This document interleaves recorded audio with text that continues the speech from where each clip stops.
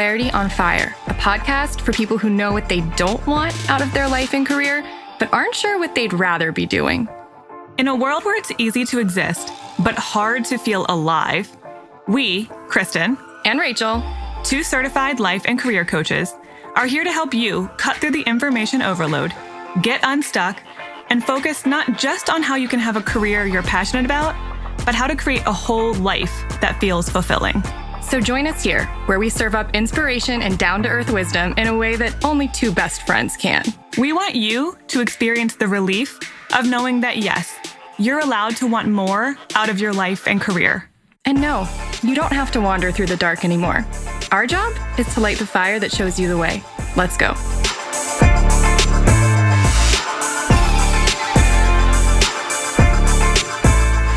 All right, we're back with another episode, interview. I say episode, I mean to say interview with a normal person. Well, this normal person, I feel like this one's interesting because she's sort of an expert, but she's also talking about this just as a normal person. Yeah. So again, we're blending the line between normal people and experts. That's the point. Yeah, exactly. Like for anyone who's like, you guys aren't sticking to your, the labels. I'm making an artistic point about how every expert is a normal person and every normal person is just an expert at something, something. Everyone's an expert at something. So anyway, yeah, actually like halfway through this episode, I make a switch and I say, now I want to talk to you about the thing that you're actually an expert at. So it's kind of half and half, but that's fine. She's human. We're all human. It's relatable. You're going to like it. The thing I relate to most about Jes, whose bio I'll have you read in a second, is that she was the kid who couldn't pass the presidential fitness test. I totally relate to that. Yeah, she said, okay, I thought she was like, hey, do you remember those ropes that used to hang from the ceiling and you had to climb it? I was like, I've seen that in movies. I never had to do that in school. If I had to do that in school, I would have been mortified.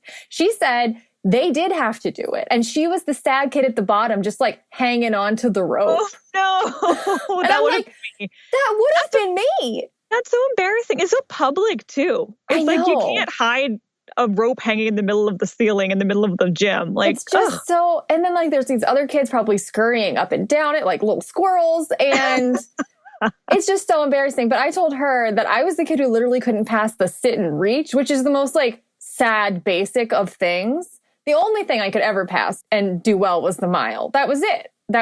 See, that one was more of a struggle for me, not because I couldn't run a mile, but because I'm just slow. I have short legs, I'm small, and I'm a slow runner. So I would have to like book it to pass, which is not... Yeah, it probably looked like you were power walking and everyone else was running. Yeah, especially the tall, gangly boys with their long legs. Yeah. Yeah, anyway, okay, so I don't mean to like start this episode out by embarrassing Jes, but... we're embarrassing ourselves too. And us. So she's good company. Because there's plenty of other things Jes said that was profound and not embarrassing at all. But I loved that because it just shows you that I told her in the episode, you have a ton of street cred because you're this person who focuses on helping people change their bad habits and become healthier. And like, you're not one of those Instagram bitches who looks like she's never had to work hard a day in her life and who's taking like ab bikini selfies after getting out of the tanning, bed or whatever. Like, she's real. It's not impressive to be like, oh, I'm helping people with diet and nutrition and exercise, but it's always been so easy for me. I've always been a natural at this. It's like, come on, how can you really help me? So the fact that she really did have to go through her own journey on this I'm already like, okay, I trust her. Well, right. Yeah. I mean, I am that girl. So, okay, I guess maybe I could change my habits. I'm at least game to hear. So, okay, go ahead and read a little bit more about Jes. Okay. As a habit change specialist, Jessica helps people who struggle with maintaining healthy habits transform their lifestyle from the inside out so that exercise, mindfulness, and nutritious eating become sustainable elements in their everyday lives. She coaches with her experience and education in psychology, behavior modification, health coaching, personal training, and nutrition. Man, she covers it all. Mm-hmm. She believes that everyone can create their own successful wellness journey and accomplish their goals. I love that. Nobody is left out. No. So not even you and me, who were barely able to pass the test. Who are good. I'm pretty good at eating healthy, but as everyone knows, I'm terrible at motivating myself to work out. So I find that her advice is helpful to me, who does struggle with this. So, okay, before we jump into the episode, just a quick reminder, which we'll say again at the end, our survey is still going on. So if you want to be entered into a random drawing to win one of 5 free coaching sessions that we're giving away, then you have until Tuesday, March 12th to go to the link in the episode description and take our survey, which is only going to take you like 5 minutes. It's very short answer, couple of multiple choice, and it will help us and help you significantly. So please do that for us by Tuesday. Okay, we will see you at the end of the episode. Enjoy. All right, let's hear it. Hey, Jess. Hi. How are you? I'm so glad to have you here. This is actually interesting. I didn't even let you say how you are. I just jumped right into talking to you. That's okay. I'm doing great. Okay. This is interesting because a lot of the time when I have an interview with a normal person, it's someone that I've known for a long time or someone that I coached for a long time. And actually you, and then the last normal person I talked to, Marina, I've only ever talked to you once before. And I think that's interesting because it won't sound like that because I think that I like you so much that I feel like I've known you forever anyway. So that won't matter. But it's going to be cool because I think that's a totally different perspective. And there's a lot of things about you that I don't actually know that I have known with other people that I'm going to be learning as I talk to you. So that's going to be fun for both of us and everyone else, I hope. Yeah, we'll get to know each other over this conversation. This is our second, we're having a second date that everyone else can just eavesdrop on. Yes, yeah, definitely. So, okay. I would love for you. So we heard in the intro of this episode, we heard your very brief intro. So people get the very little snapshot of who you are and what you're doing now. But I would like to take it back to because you did the PPVE 2 years ago, a year and a half ago. I didn't look it up. I should have. That was bad research skills. That's not my talent, clearly. But I would love to know where you were. And I think everyone else would be curious too, where were you before you sort of made this really big career pivot and life pivot? And what was your mindset like? And just what was going on for you before then? Yeah. So it's hopefully not too long of a story. Oh, no, there is no such thing. You know I'm long-winded. We're going way, way back. Yeah. Yeah. So I guess it kind of started, it was interesting how I kind of found clarity on fire while it was all kind of going on.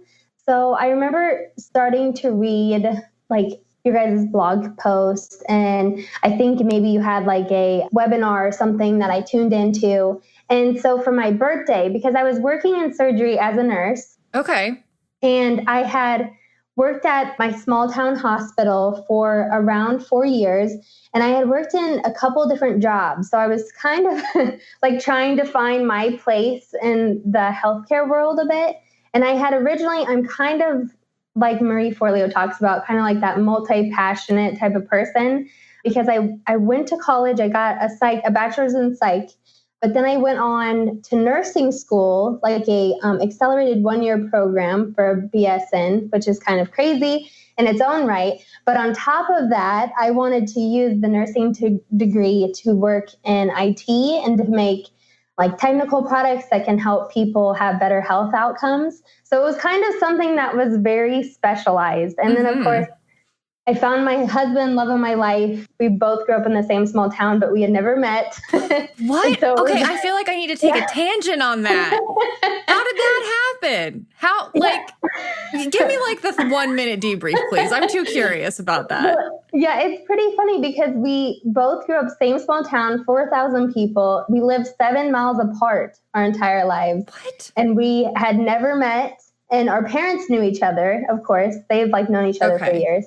But then one night we met, fell instantly in love. A year later, we were married. And so that's amazing. So you made it all the way into like your 20s without ever meeting this person. That's so fascinating. So that, I don't know, to me, that shows you that like divine timing is a thing for some reason. Yeah, because I was his brother, because he's 3 years younger than me, but his older brother and I were good friends. So I knew his brother, but yeah, oddly enough, it was kind of like one of those things that, yeah, of course, like it definitely makes, and people are like, oh, love at first sight. But yeah, it's kind of one of those things I didn't believe could ever happen until it did. So, but anyway, so back to like the career path.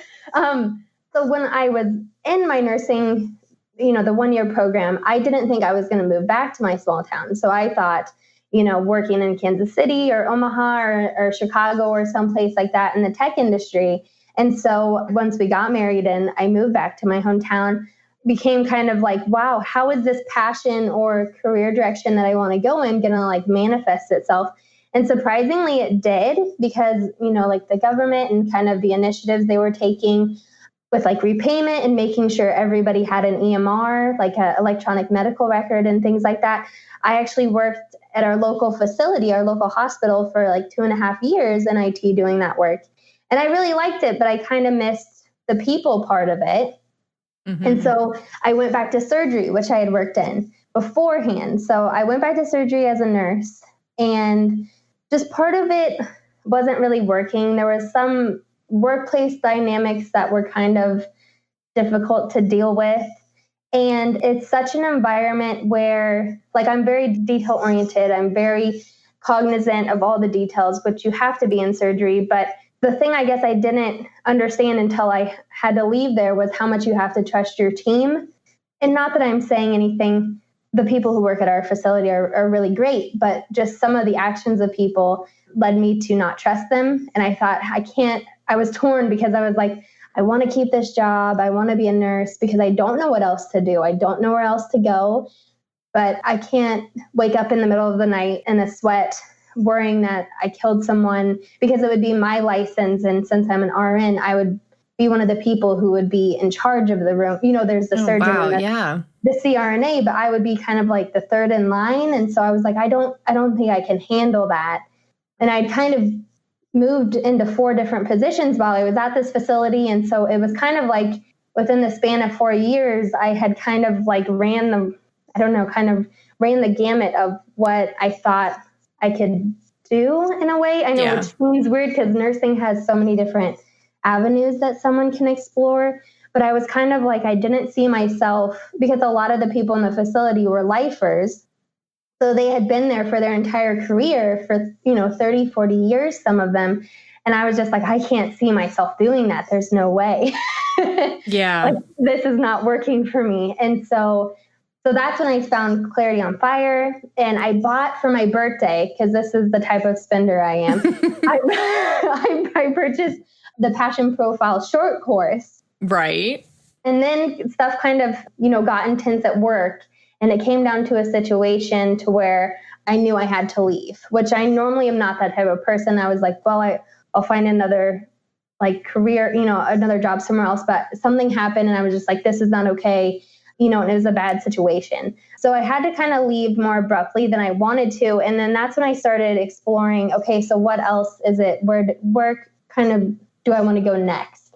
And that's when in September, because I hadn't gone through the Passion Profile short course yet, but then thankfully I had it. So then in September, when I left the hospital, that's when I started going through it. And I knew I was a fire starter, like true blue. Okay. So I was really excited once I went through that program, and I was like kind of thinking more, because when I started into nursing, I thought, okay, I want a job where I can move around, because I'm kind of a nervous Nelly and I need to kind of have movement through my day. And I want something where I don't have to, I know this is weird, but I didn't want to wear like a suit or fancy dress. That's not weird. I would burn, I didn't burn all of them, but I own nothing. I own no suits anymore. I have gotten rid of it all. Yes. I know. So it's kind of weird, because I had thought about certain aspects of careers, I felt like in detail, but until I took the passion, the PPSC, right? You guys kind of abbreviate. Until I had taken that, I hadn't thought of how, like the kind of being an entrepreneur versus working for someone else. And like all the details that go into that, like the small thing, like you think that the clothes you wear is a small thing, but it's actually not, because I mean, what you wear all day has a lot to do with your movement and your comfort, but also it can be kind of a symbol of how free or not you are, you know? Yeah. And I think some people find that really restrictive, and some people probably find it empowering, but that does matter. What you wear all day says a lot about what you prefer and what you value, for sure. Definitely. Yeah. So thankfully, to kind of like wrap up a long story, but once I went through that program and course of Clarity on Fire, then it was like a month later, because I had started kind of reading more blogs and stuff. I kind of had always watched out for your and Kristen's emails, but then you all were having the PPVE. Yes. And so I was like, okay, this is like perfect timing too, because I just got through the other one. And so then I started the PPVE, and then that's when I, again, talking about how I'm so like, I can be so nerdy. You had the first 15 people that signed up got the free 30 minutes coding call. And I remember setting my alarm clock for like 5 a.m. that morning. You are not the only person who has done that. That's a very common phenomenon that I find funny and endearing. Yeah, so I was like, oh, I have to get up. I have to be like the first person on this. You were number 1 or 2, I think. I could look it up. I remember you saying that, and I just laughed so hard. Yeah, because I was like, yep, that is me, like 100% geeking out. So that was the first conversation we had. I mean, we discussed things in the forum of PPVE, but yeah. So this is our second conversation. So yeah. Okay, so to zoom out and to look at the story you just told me, I think what's interesting is that you've been one of these people who's always had sort of this niggling suspicion about what you want to do, but you've been kind of like trying things on to see, does this work? Is this right? Is this right? And like nothing kind of felt exactly right. But you kept kind of trying and experimenting and doing different jobs and bouncing around to try to figure it out. Yes. Yeah. And at some point I kind of felt, because I thought, well, I'm within one wheelhouse, like nursing, like healthcare. I thought there's got to be something in this hospital that works for me. And that's what was frustrating. And that's why I'm glad I found like Clarity on Fire, because I was just like, how am I not getting this? I've tried, because I'm kind of like a researcher, experimenter by nature. And so I was like, how is this not working? Where is this? Something's going, because I love working. I do. I kind of sometimes turn into a workaholic, but I was just like, something doesn't feel right here. Something always still felt off. Yeah. And what most people do in that situation, and that's very, very common, is they blame themselves. They're like, what's wrong with me? Am I not motivated? Have I just not figured out what I'm supposed to be doing? And they take all of the responsibility and like the burden on themselves, and they often beat themselves up for that, when really what's happening, and I think what was definitely happening for you, was it wasn't so much that what you were doing was completely wrong, because you were in the right ballpark. You were kind of like close, but how you were doing it wasn't quite right for you. Yeah. And so that's why I'm so glad that you discovered the short course and you did the PPSC, because for those of people who haven't done it, I'm going to give like a really brief kind of explanation so that they understand contextually what you're saying. Right. But the point of that is to get clear on what your passion profile means and how to apply it to your life. And so that's about getting clear on how you're best suited to combine your career and passion, which is why it enabled you to ask those questions about, oh, okay, it's not like, maybe it's not the health or the healthcare or that thing that's wrong. It's that I'm doing it in a way that isn't really aligned with my fire starter values of freedom and autonomy and flexibility. So once you got clear on that, it became kind of obvious that you needed to maybe branch out on your own and maybe start your own business and explore the entrepreneurial side of yourself. And then when you joined us for the PPVE, which is much more focused on the what then, like figuring out, okay, now that I know how I'm meant to do it, I have to figure out what exactly I want to do within this world of like health and wellness. And I don't know if I want to be a nurse, but like I still want to do something with health. And so then what do I do? And that's kind of what we focused on in our call and also in that course in general. Does that sound like a good summary for people so that they get what the journey you went on? Yeah, definitely. Okay. I would say that's a very good summary. Yeah. Yeah. So, okay. So when we first met, like when we had that call, you were kind of trying to figure out what kind of business you wanted to start. And from what I remember, and from what I recalled from rereading the notes from that conversation, so you were like, well, I think maybe I want to start a health coaching business, but I don't know. Should I do just nutrition? Should I do health? Should I do physical therapy? Or should I do like personal training? And I think we can talk about how you narrowed it down and how you got clear on like what exactly you wanted to do. But first, I want to talk about some of the fears you had about starting your own business in general, because you had a lot of them. And I think they're going to be very relatable. So would you share what some of your concerns and some of your, sort of limiting beliefs were when it came to venturing into entrepreneurship? Yeah, sure. I know. And I was trying to I had notes written from that conversation. And an hour ago, I was flipping through notebooks being like, where was that? I think I still have it somewhere, but I couldn't find it. But yeah, I I still have some of them, to be honest. That's totally normal. Yeah. So do I.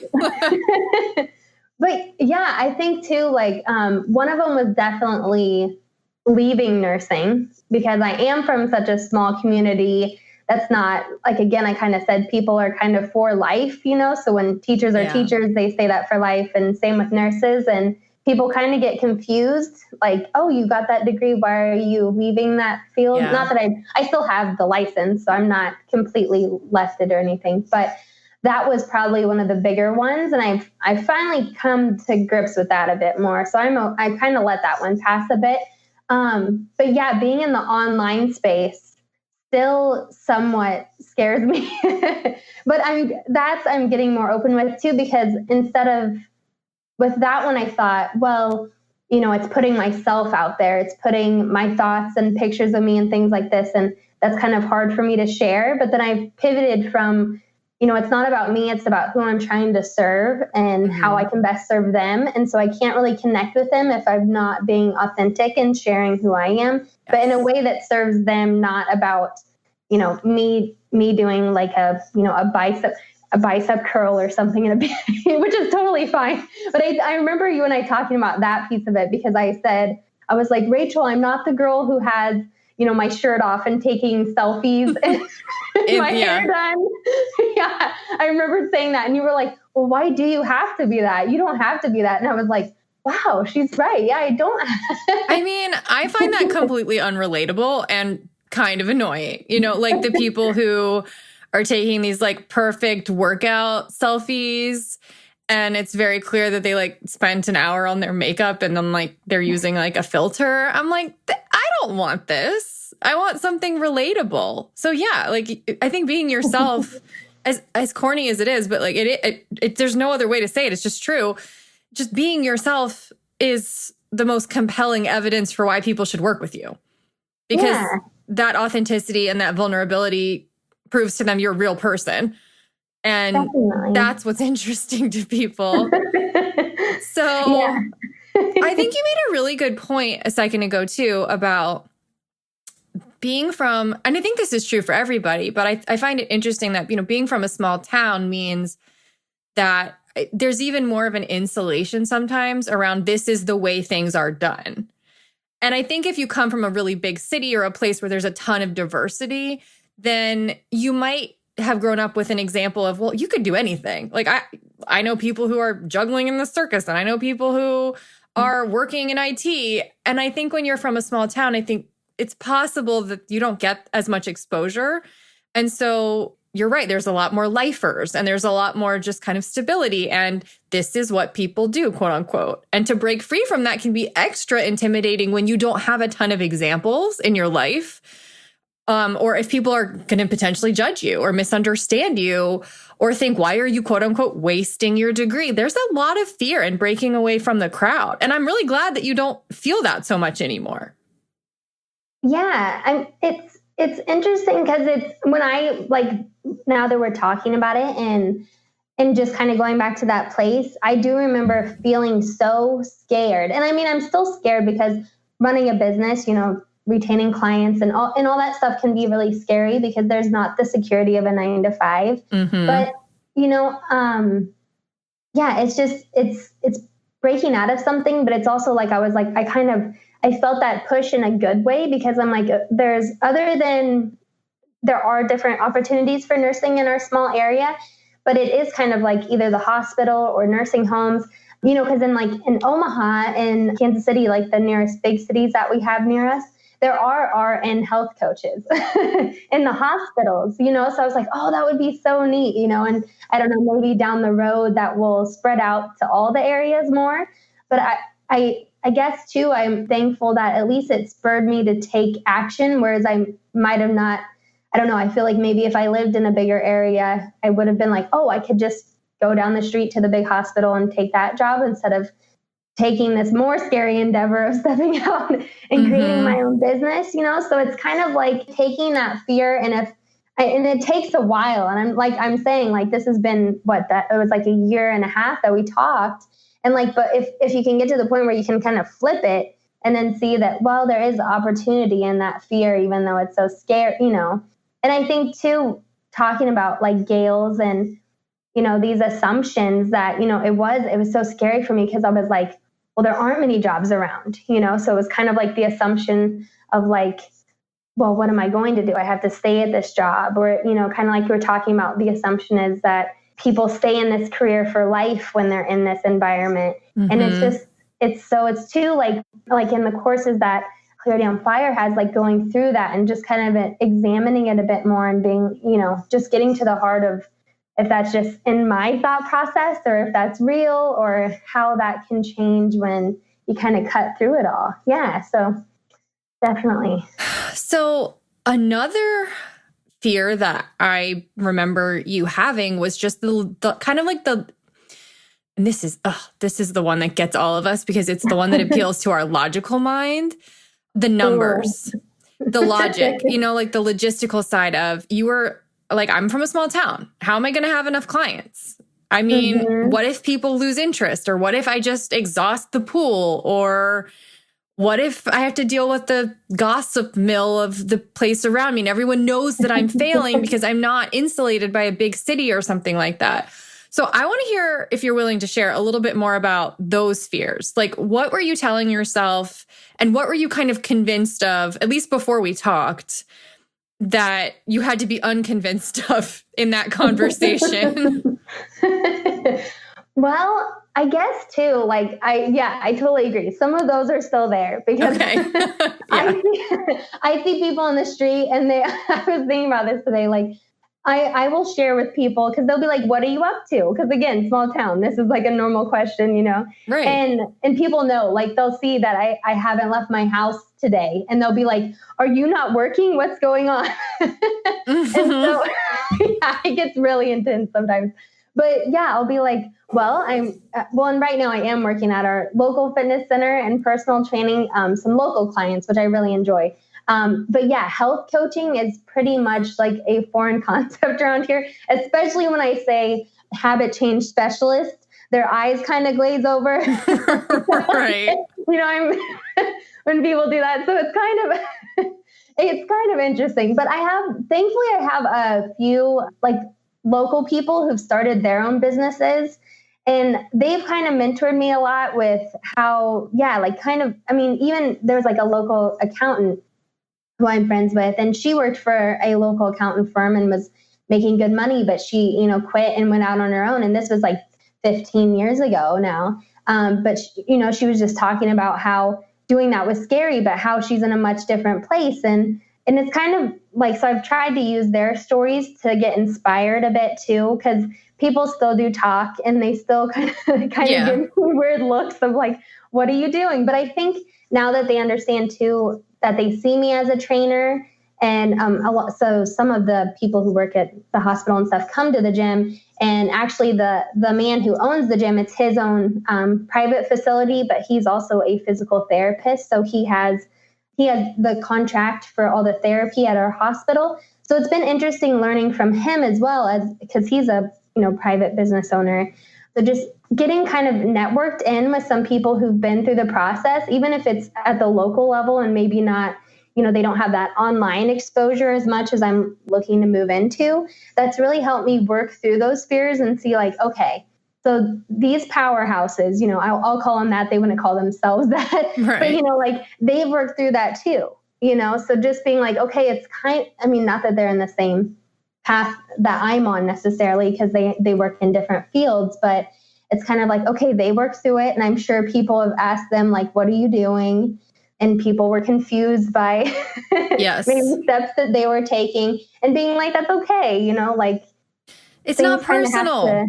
Yeah. Like nothing exactly. that you're struggling with is personal, nor are you the first person to have struggled with it. No, exactly. I think that's such an important point that I think is easy to gloss over, but I don't want to gloss over it. And I want to really highlight it because it happens all the time that people just sort of don't realize you're taking your struggles and making them a very personal thing. You're making them mean something about you.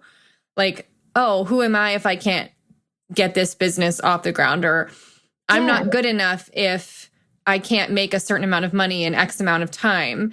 And when you surround yourself, even just by one or two mentors who've been there, done that, who have a similar experience, and they can tell you, no, I've felt that exact same way. And no, that's actually just kind of part of the game. Like if we were on a board game of entrepreneurship, you're on this step.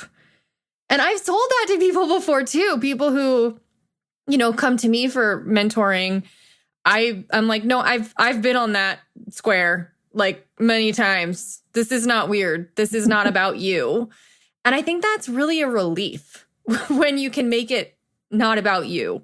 And you can just say, okay, it doesn't mean it's not hard and doesn't mean it's not a struggle or a challenge. It's just way less of a burden emotionally when it's just a hard thing you're going through rather than a hard thing that's about how terrible you are as a person or how much of a failure you are as a person, Yeah. Well, and two, it's like, in the online space, I think that's like where a lot of my fears were. And just even being like, well, this is like, I've heard Marie say it, I think, like, if you build it, they will come, but that's not how it works with like business. Yeah. Because I've been like, okay, next 20 steps. Once I get my website up, things, clients will flood in. And I'm like, and it's been 2 months, and it's like, well, like, I have some clients, but definitely not like what I thought. And being like, well, I'm just getting started, again, exactly. Like if, I like the whole board game analogy. That's so perfect. Exactly. Yes. Mm-hmm. So one of the things that I remember helping reframe for you in that original conversation was I think that you were looking at your fear through, and this is very normal, everyone does this, but you were seeing it through your own personal lens of I'm a small town girl. I live in this small town. So all of your fears were sort of being channeled through that. So your fears were centered around people will lose interest because there's not enough of them. And I'm not going to be able to sustain a client load because, how am I going to get enough people when there's only X amount of people in this population? And there's already 2 gyms in my town. Is that even a good investment to become a personal trainer and do this if there's already too many personal trainers? And what I said was, do you think you would be having any different fear if you lived in New York City? I'd be like, you'd be just as afraid. But what you would be saying is there are too many coaches. Like it's too much going on. People are too distracted. You would have found reasons to back up your fear in a completely different perspective. It would be the same fear in a different outfit, basically. Yeah, I agree. Definitely. Because even now, sometimes, because I feel like once you kind of get in this certain bubble on and like in the internet, then like when I'm scrolling on Instagram, it's like all health coaches and trainers. And I'm like, there's so many of us. Which is funny because you're following all of them. I'm not following those people. So I don't know that. Well, and like I said, and then it's funny because I walk outside and I talk to somebody on the street in my town and they have no idea what a health coach is. Right, so it's kind of the ends of the spectrum. Yeah, definitely. And again, this is another good example of taking your fears less personally, because if you can, and that's a good exercise for people to do, like take your fears and then try to put them in a different perspective, in a different light. Like for you, it was move them to a different city and see if they still exist. Oh, yep, they do. They would just maybe be on the opposite end of the spectrum, but they would still be fear. And I think that that's something that we all need to do, because when we realize, oh, this fear is not actually specific to my particular situation, it's just generic kind of like name brand fear that I would have if I were starting my own business. This is the type of thing everyone, no matter who they are, tends to worry about if they're trying to start a business of some kind. Then these aren't reasons not to do it. This is just normal stuff that pops up that, yes, I have to think about and address, but it's absolutely not a reason to not move forward, because everybody feels like this. So, like, I don't have a good excuse. Definitely. I totally agree. Yeah, especially, and I think trying to find, I mean, like I said, with finding other business owners who had gone through it, I mean, like, 15 years earlier, I mean, it's hard to have those real conversations with other people, but I think opening up about fear has really helped me to just see, and, then, like you said, it makes it less personal when you discover, okay, this person had the exact same fears I'm having, and they just had to move through it to get to where they wanted to go. But I love, that you talk about the different types of excuses for definitely. Every fear you have, almost every single fear you have is just the same fear everyone else has in a slightly different outfit. It's like in Sex and the City when Carrie calls squirrels rats in cuter outfits. Like that's fear. It just masquerades as different versions of rodents, basically. Oh, I was going to say, I know you like Harry Potter. So it's I do. It's kind of like, what's that? The closet that the fear. Oh, a boggart. Yeah, there we go. Yeah. Right, exactly. It manifests slightly differently for everybody, but it's still a boggart. Yeah. That's perfect. I love that. Exactly. So, okay. You did it. You had fear, but you felt it and you did it anyway. And so now you have a business. And I want to kind of transition into, this is a little bit different. And actually, no, it's not, because every normal person is also an expert at something. So I want to transition into talking to you about the stuff that you're an expert on. And okay, so I think you're going to think this is a really funny question, but I'm on your website. And the first question I see on your website is, did you know there's an athlete inside of you? And I have to say, no, I did not. And I take issue with the fact that you think there is. Because my whole life, everyone has said about me, my parents, my brother, Rachel is not an athlete. So I want you to tell me why you think that. Well, I think that because our bodies have evolved and are engineered to act as such, even if we're not competitive, or because I was like you, I was told I was always the kid picked last on the sports teams. Yeah, I don't think I could. I was pretty frail as a child. I didn't have very much strength. Oh, like, I don't know. Oh my God, me neither. I've never been able to do a real push-up, like, until recently. Like, what a sad sap I was as a kid. See, there's an athlete in you. But I was going to say, I don't know if when you were a kid, those presidential fitness tests where did you have to ever try to climb that rope? I remember. No. Oh my God. Thank God I never had to climb a rope. It would have been the most embarrassing thing. I had to. I remember just as a child, like sitting on the end of the rope, and the gym teacher like had the timer because I was allotted. I don't know how much time it was to try to climb it, but I just sat there. And of course, God. It was mortifying. Oh but my God. This is bringing up all of my own stuff.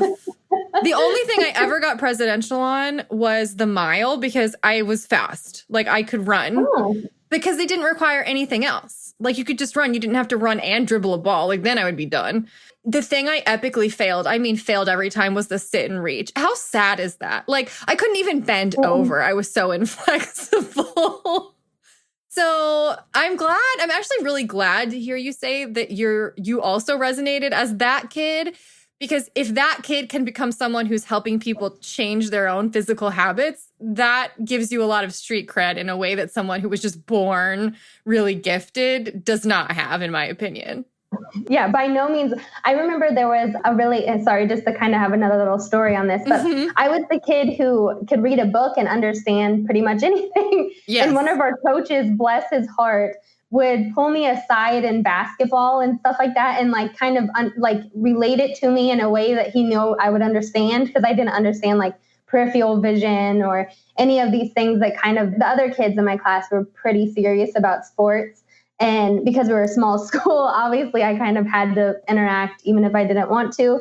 But yeah, so it was kind of interesting how throughout all that still there was some coaches who kind of like, so I kind of wanted to be that person for kind of other people, because I know that sports and athletics and exercise can be this really kind of have a negative connotation of like, you know, no pain, no gain. And I was like, well, that's not fun. That doesn't help inspire someone to want to move. And for me, movement and like running and yoga and weightlifting and all these different movements I thought were so expressive and helped me deal with things in life, and they were meditative. And I was like, everyone has an athlete in them, you know, whether they were trained kind of like we were talking about with Gales, it kind of, you know, a little kid can be told, well, you're not very athletic, but it's like they are, just maybe not at the sport that the person who was playing with them, you know what I mean? We all have different sports that we're naturally kind of attuned to.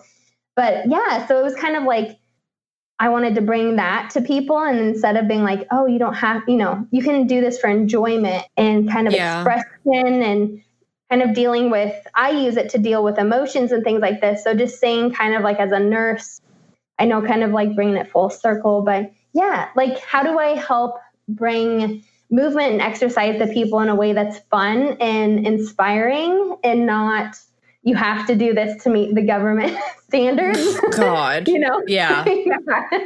Yeah. Definitely. So, okay. I want to say we've said the word Gales multiple times. And for those of you who don't know what that means, it's just an acronym for, I don't even get into it, but it's just an acronym word that sums up the 4 different types of fear that we work with, that we teach our clients and that we go through in the PPV. So it's just a helpful way to sort of say all of your fears, all of your limiting beliefs, all of your worst case scenarios. That's just the acronym for that. And so, okay, as you were talking, I was thinking, I think one of the biggest problems that I encountered and that you're talking about and that keeps people from enjoying like being a physical being and moving and exercising and eating well and all of that is like, if I can't do it perfectly from the beginning, or if I'm not good, then I can't do it. Like it's sort of ingrained in you. And this happens too in your childhood, right? Like my brother was the athlete. I was the book smart kid. And so you take on that mantle of identity. Like he is the athlete. I am the smart one. Not that he was dumb, but like I was clearly like the academic in the family. And I was the one getting like the straight A's and he was the one who didn't really care about that. And what that meant is that if he is that, and we can only, and like life is like a black or white, right or wrong kind of yes or no experience, then if he's the athlete, I can't be the athlete. There cannot be two. And so that means if I'm not an athlete, then I can't do athletic things. Or it's not worth it to try, or I'm not really good at it, so I can't start. It's like how people say, I want to write a book, but I don't feel like it would be very good. I'm like, well, the way you get good at writing is you write. And so I feel like we're stopped before we even start by a lot of our, I don't know, our misconceptions or our preconceptions or our limiting beliefs. So I'm curious to hear you talk a little bit about, what do you think makes it so hard for people to change their habits? Ooh, that's a... I know, it's a big one. But like, in terms of fear, in terms of our limiting beliefs, in terms of like how we see ourselves, why is it hard to change? Like, why do we even, obviously we need a habit change specialist because we have you. And like, I know it's hard to change our habits. So why do you think it's so hard? I think you kind of touched on, I mean, there's kind of like a brain, like I see things in like images. So in my head, I'm seeing like a branch tree down from your one statement of fear. But how you touched on like the all or nothing, I would say if one applies to a lot of the population or people that I've talked with, I would say the all or nothing thinking, like people get to a place where they're really motivated to change, you know, whether it's January 1st or whatever is going on in their life, and they build up the momentum, they make the decision, and then they start their exercise program or maybe a different diet or, maybe they quit smoking. There's a lot of different things that can go into that category, right? But they put, it's all about if it doesn't go well, what happens, right? Because it's that all or nothing thinking. If it doesn't go well, then it's back. It's almost like not even back to step one. It like goes back even further.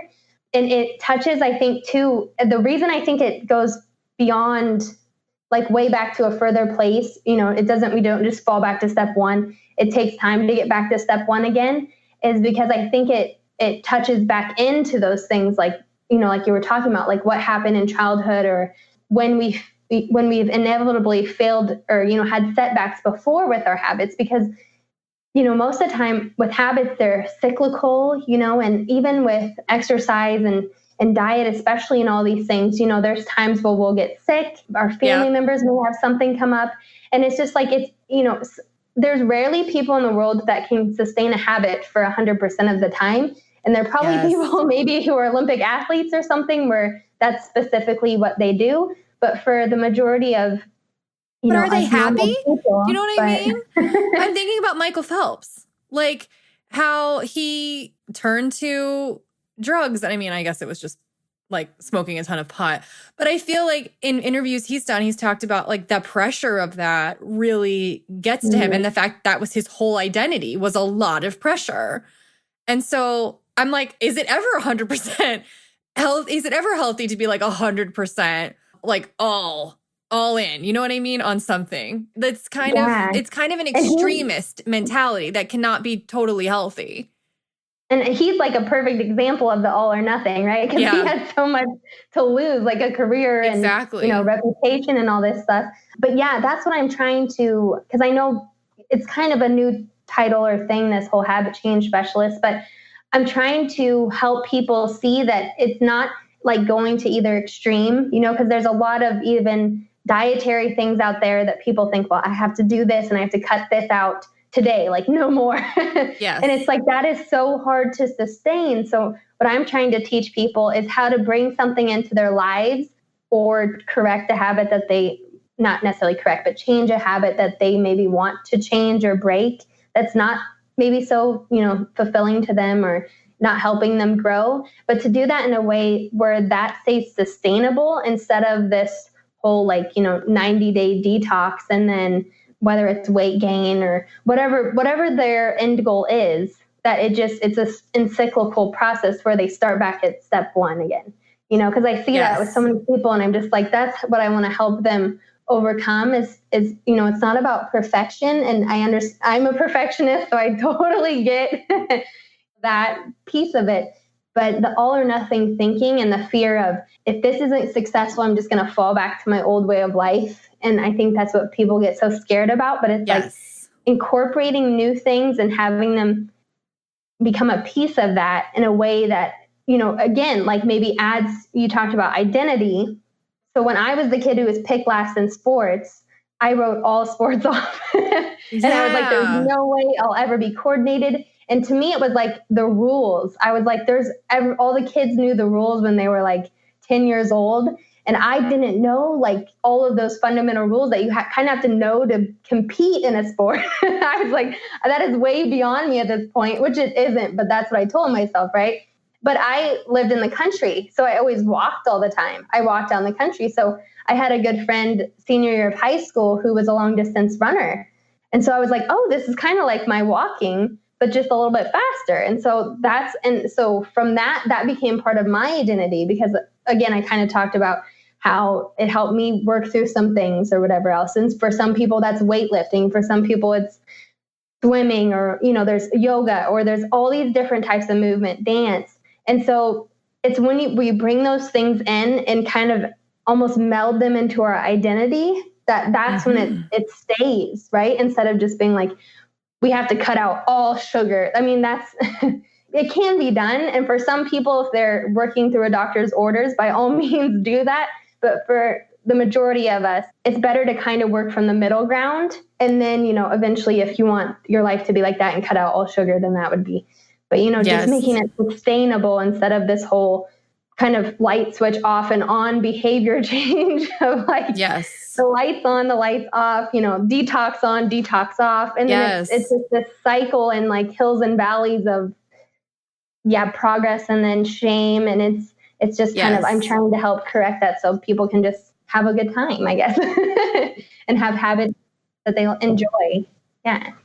This is really reminding me of another interview we did with Amy Everhart a few months ago, which I will link to. It's about all or nothing and thinking and like why it sucks and how to stop doing it. And this is so the point we were making there too. And I like the alignment is that if you try to go for 100, it's almost impossible to do anything 100% of the time. So then you're going to fail and you're going to end up back at 0. And you're just going to basically ping pong from 100 to 0, making no progress and feeling worse and worse about yourself.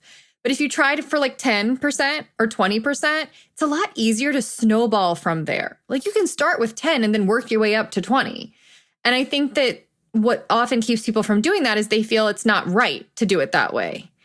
Or it's like not as sexy, or it's not as impressive to do it that way. Externally. This is also reminding me of a conversation I heard on Armchair Expert. It's Dax Shepard's podcast. I just love him. He's really funny. And he was interviewing, no, actually it wasn't him. Who was it? I'm gonna have to think about that. Anyway, it was a different podcast. It may have been Jonathan Van Ness's Getting Curious, Jonathan from Queer Eye. He was, it was him. Talking about him today. Love him. Yeah. He was interviewing an addiction treatment specialist, and he has an incredibly different approach to addiction treatment that I had never heard of. And it is not a cold turkey approach. Like for alcohol, like hardcore alcoholics, he's not advocating that you have to completely and totally just go cold turkey in order to quit. He talks about the fact that obviously that does work for people, and 12-step programs can be very helpful and are awesome and have saved a lot of people's lives.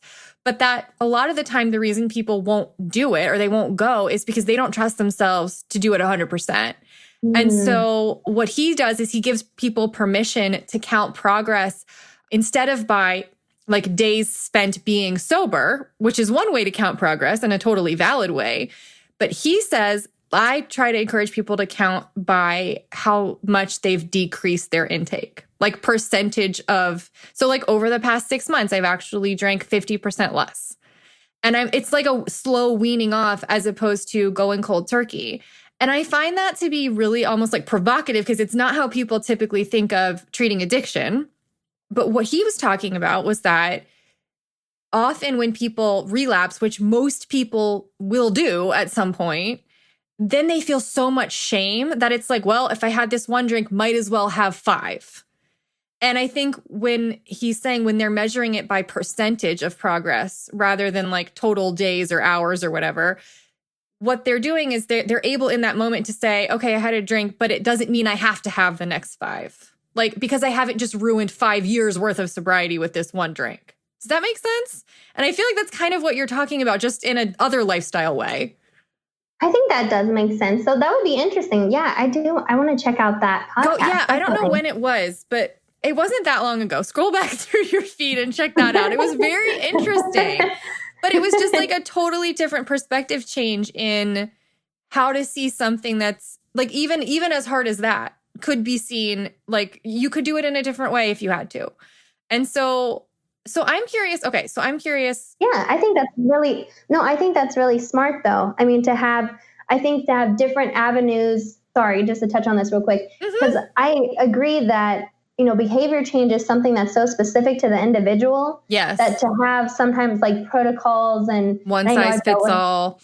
Yes. That's kind of why I like the habit change coaching, is because it can go directly for the individual and not just be a pre-programmed thing that, like you said, one size fits all. So that way see what works for the individual so that they get the best outcomes and not just necessarily, like you said, the 1 to 100 or the 0 to 100 situation where it's flip-flopping. Yeah, that's really interesting stuff. Definitely. So, okay. Oh my gosh. I feel like I could just ask you 18 more questions, but I'm going to try to only ask you one last major question, which is, what are some of the ways that, and again, like you just said, it's personal. And I think that's, again, part of the benefit of working with someone like you is that you come up with a customized plan for them. But what are some of the things either you've worked with clients and some examples of habit change in action, or yourself? Because I was reading on your site earlier and you were like, I did not used to be healthy. Like, not only were you not the presidential, physical fitness medal kid, but you were like drinking a ton of soda and you weren't sleeping and you rarely touched green food and you were anxious and depressed. And so like you've changed a lot too. So either what have you done that's helped you change your own habits, or it's probably the same. What you did for yourself is probably similar to what you're helping other people with, right? Yeah. I'll share my story and how I've changed a lot of, and that's kind of what inspired this. So at the beginning of the podcast, when I talked about getting my psych degree, I was always fascinated with behavior change and the research and how, I don't know, I just thought it was so interesting. And so I've always applied a lot of that to my own life, but I was kind of, like I said, my own researcher. So I would try different things. But yeah, I am not someone who was a natural athlete. That's true. I am not someone, when I was younger, here's kind of a funny story. When I was younger, I only ate specifically bread, white bread, like the cheap Wonder Bread, butter, cheese, and Pepsi. That was my diet for oh my God, how are you still with us? Also, you're not 800 pounds. Yeah, that's, and I guess sweets, and I loved sweets, but I maybe had some fruit, but yeah, I definitely, I was a picky eater. I only until college, when I went to Lincoln, one of our close towns, and I lived with my aunt and uncle, did they like open me up to what an avocado was? Oh, wow. Exotic. Yeah. I know, right? Yeah. So, and now I know what all that stuff and quinoa. I remember I went and saw a naturopath and I thought quinoa, I don't know how I tried to say it, but I was like, oh yeah, I've been trying that quinoa. And she was like, what are you saying? Because I kept on saying it I was like, quinoa? And she was like, quinoa. And I was like, I don't think that's how you That's not right. But yes, definitely. So by no means was I natural at any of this stuff, even drinking water. But just over time, working as a nurse, and I kind of was impacted directly with what happens when you don't drink enough water and people become dehydrated and they enter the ER and things like that. But for me, it was just focusing on one habit at a time. So I know a lot of individuals who try a lot of things at once, and that's okay if that's working for them. But for me, I hyper-focused on one thing, and I tried to directly change that. And so I started with just different ideas of, okay, maybe I want to only, because I used to drink like 2 liters of Pepsi a day. So I was like maybe 1 can a day. Let me get down. So kind of like you were talking about with that podcast you were referring to, instead of going cold turkey of no Pepsi, I switched to just kind of having 2 cans a day. And then, a couple weeks after that and now I haven't drank Pepsi in a few years. But, limiting and learning about different cultures really helped me too, which is kind of an odd part to bring in. But with the French, how they believe, savoring a one little morsel of, the best dessert you can have. So just kind of bringing in different, I know it's kind of hard to tell the whole process. No, you don't have to give away the whole process. That's not what this is about.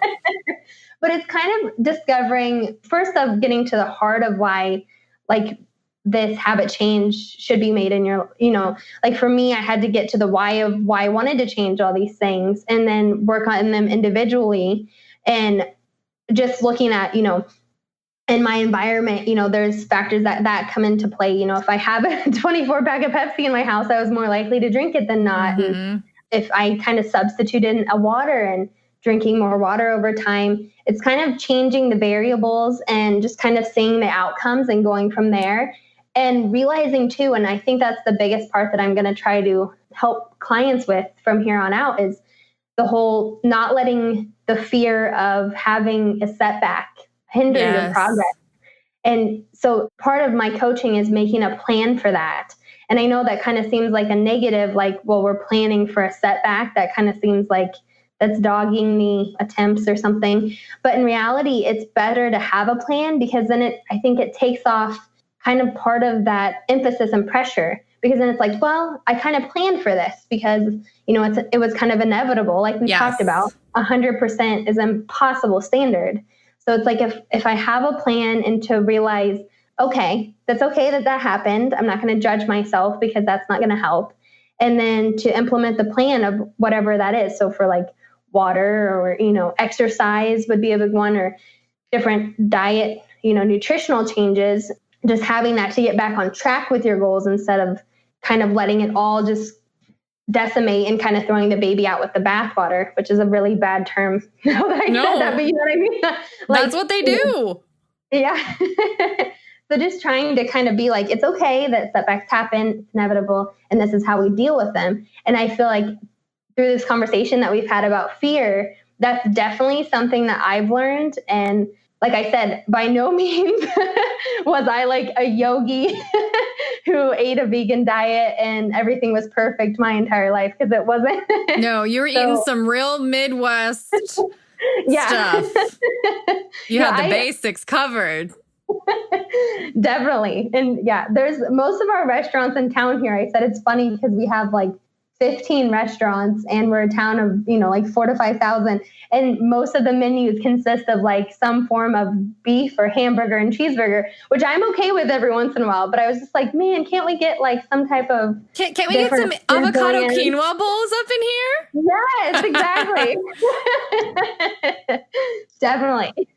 So to kind of like sum up, so much of changing habits and also like getting over your own fears of like starting your business, for example, is removing the stigma and the shame, like of messing up or of failing. I think like you're so spot on. And I love that you make like a setback plan, because setbacks are inevitable. And I totally agree that people often don't even start because they're so afraid of messing up. And when you plan to mess up, because it's human and it's not personal, we're not going to take it personally that we messed up, because 100% is a completely unattainable goal that if you hold yourself to is basically just a form of self-torture. And so we're not going to do that. And we're not going to stigmatize or not going to shame ourselves for having had a misstep. We're just going to like calmly and compassionately plan for it. And then we're going to keep going, and we're not going to allow it to completely derail us. That is an incredibly valuable thing. And also, just having someone to hold you accountable for changing your habits can often be the difference between you doing something or not doing it. I mean, I know this obviously very well as a coach. Most of my clients are not necessarily leaving every call feeling like I transformed them in some massive way and I gave them all sorts of wisdom and knowledge they didn't have before. Usually what it was is I said something they already knew, but the fact that someone else was saying it and then asking them, what are you going to do about it? And how can I make sure that you do this? That is what's really powerful and what changes people, is having someone to make sure they do it. And so really, that's it. Like there's often no magic bullet, right? It's just, you just need a little bit of help. Exactly. I love that you said, like, there's so many things out in the fitness industry that are like 90-day beach body. The marketing is so much more sexy than sustainable habit change. Right. But that's what we need, like that's what people are, exactly. That's what all like the sexy beach body people are appealing to, is they're appealing to the frustrated, impatient, scared part of you that just wants to go from 0 to 100 and doesn't actually know how to drive. So I know it's not sexy to like take behind the wheel and like learn how to like maneuver your vehicle, but that's what's going to enable you to eventually like drive really fast if you want to and do it in like a sustainable, healthy way. Yes. So, okay. Where can people find you? I mean, I'm going to link to it, but just tell them where they can find you. Yeah. So I have a website. So it's www.jesbinder.com. Jes with one S. So JESbinder.com. And then I'm also on Instagram and Facebook. We will link to that too. Yeah, and they can also directly email me at jess@jesbinder.com. Great. And on her site, you have a newsletter, right? And then people can opt in and they can hear your take on changing their habits. Yeah, and they can get the downloadable, when they sign up for the newsletter, the 3 secrets to sustainable habit change. I think we need to know what those are. So yes, you guys need to go find that out if you want to change your habits. Jes, this has been great. I really wish that I could have talked to you for another hour, but there's always the future. Maybe eventually I will have you back as an expert and we can talk even more about habit change. Yes, I love that. I'm really glad that I got this chance to talk to you about your life and your career transition and overcoming your fear and then changing your habits, because this was very relatable and very human. And I think that was the whole point, that's the whole point of doing these interviews for me, is to help make everyone's experiences feel more universal and to give you permission to just feel how you feel and not feel bad about it and keep onward. Kind of. Yeah, I like that. That's great. That's a great intention. Definitely met it with this talk. Definitely. Okay, good. High five. Okay, I will talk to you later. Thank you so much. Thank you, Rachel. Bye. Okay, so as a reminder, please take our survey. The link is in the episode description, so you can just scroll down wherever you're listening, or you can go to our latest podcast episode on our website and find the link there. It's a very short survey. It's just giving us a little bit more information about you and what you want to hear from us, and also where else you go on the interwebs so we can find more cool people like you. So it serves us. And so that we can give you stuff that you want. Yeah, and it also serves you, because we're going to be asking you, what do you want to hear from us? What are some things that we're thinking about doing that you may or may not be interested in? And one of those things, just in case you're interested, I think this is going to be a popular thing. I'm guessing, but I don't want to assume, because we know what happens when you assume. Yeah, I want to know where you guys are in the world, and if you're interested in meeting other Clarity on Fire fans who are looking for cool people to connect with, like friends. Do you want to make friends who actually care about talking about this type of stuff? Who are in your area, who are local? Because if so, we would like to try to put something together, but we need to know where to start and who's most excited about it. So if that sounds really cool, and if you want to help us a little bit, and if you want to enter yourself into a, easy chance to win one of 5 free coaching sessions, there's really no reason not to take this survey, which will take you less than 5 minutes. And the last day to take the survey is this coming Tuesday, which is March 12th. Got a few days left. Yeah. You might as well just pause right now and go take it now while you're thinking about it, because it's not going to take you any time. I mean, you don't even have to pause. This is the end of the episode. Just take it now. It's the end. Okay. And remember, you can take it even if you've been around forever and you've coached with us multiple times, or if you're brand new and you've never done anything with us, that's totally fine. So we want to hear from everybody, regardless of where you're from or how long you've known us, or if you've worked with us before. So do that. And then we'll see you on Tuesday with a new blog. With a new blog from you. From me. Okay. See you then. Bye.